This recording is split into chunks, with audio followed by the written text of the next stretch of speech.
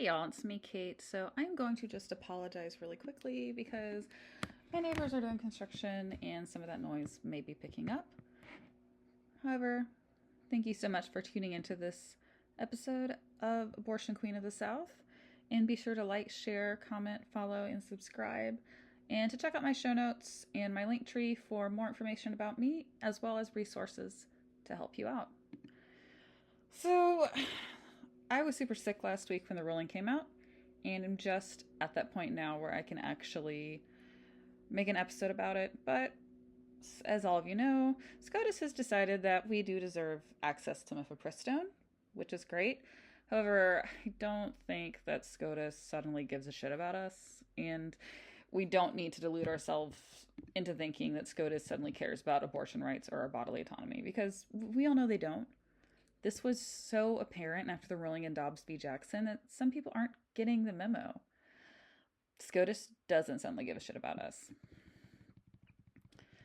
For the background, the case FDA versus Alliance for Hippocratic Medicine was brought by a group of anti-abortion extremists who claimed that, quote-unquote, anti-abortion doctors could suffer harm if they treated women who suffered complications from Mifepristone.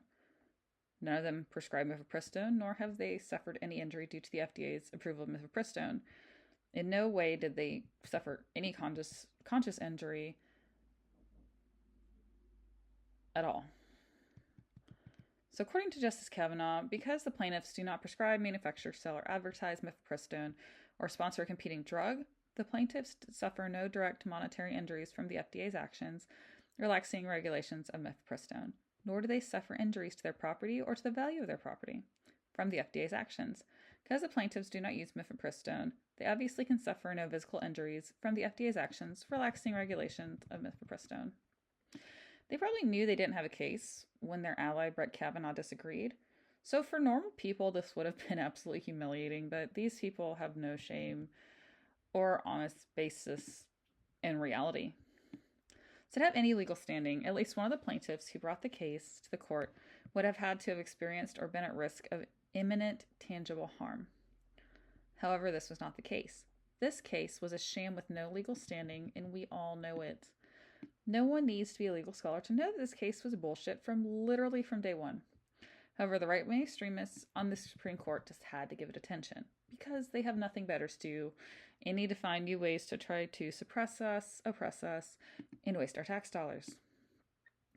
They also claimed that it would cause quote-unquote emotional and spiritual distress if they had to perform abortions. However, none of these doctors, including the dentists, perform or would be likely to perform abortions.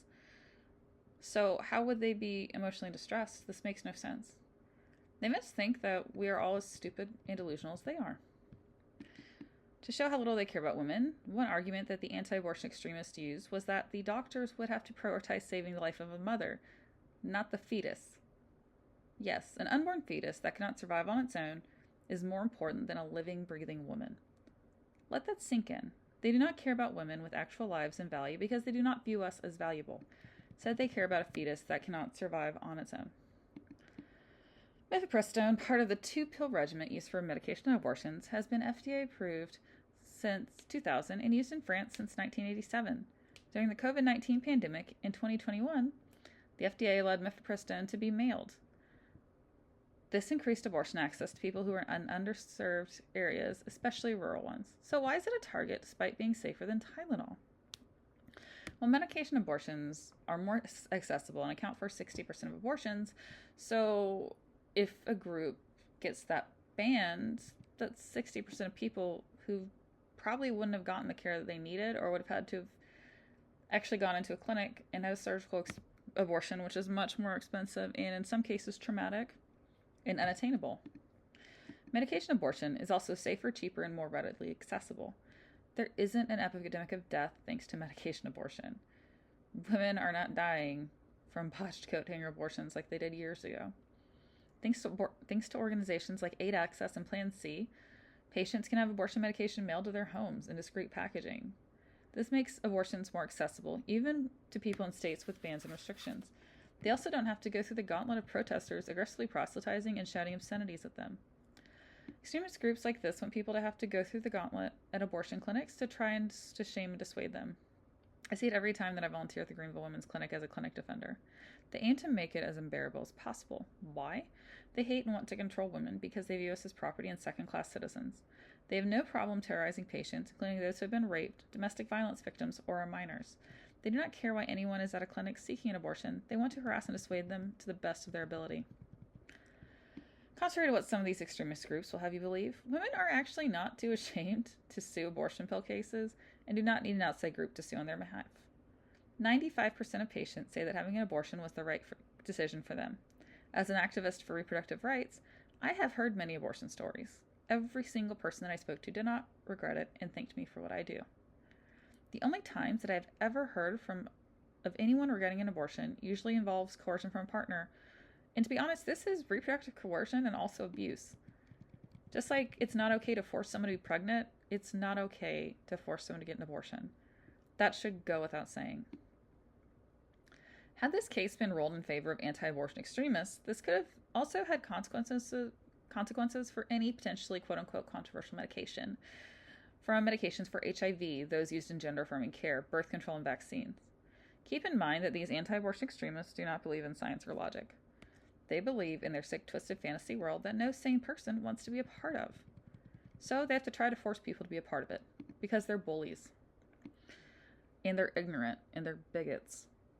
The Supreme Court is far from moderate and reasonable. Despite Roe v. Wade being the law of the land for over 50 years and Trump's three appointees saying that they would uphold the law of the land, they lied in the Dobbs v. Jackson case. Don't forget that this is the same court that literally obliterated abortion rights. This is the same Supreme Court that doesn't generally give a shit about women, even though the only conservative female justice, Amy Coney Barrett, is obviously on the Supreme Court.